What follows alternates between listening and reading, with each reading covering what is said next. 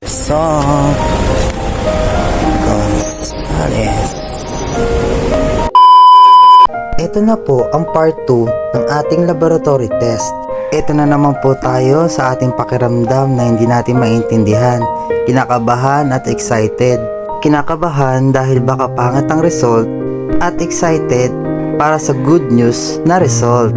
Palagi kasing ganyan kapag kukunin ko na yung result ng aking laboratory. Ang daming tumatakbo sa ating isipan.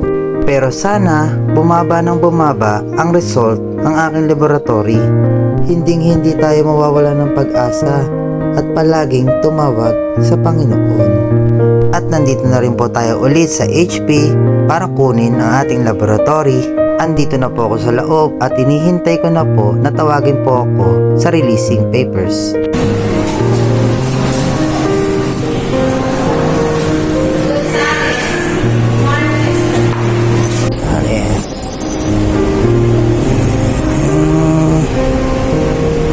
Ayan na po ang ating result mga kapatid and mga lods. Sa awa ng Diyos, bumaba po ang result ng ating creatinine.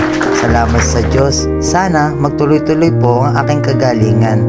At sana pagdasal nyo rin po na gumaling na po ako ng tuluyan. Yun lang po.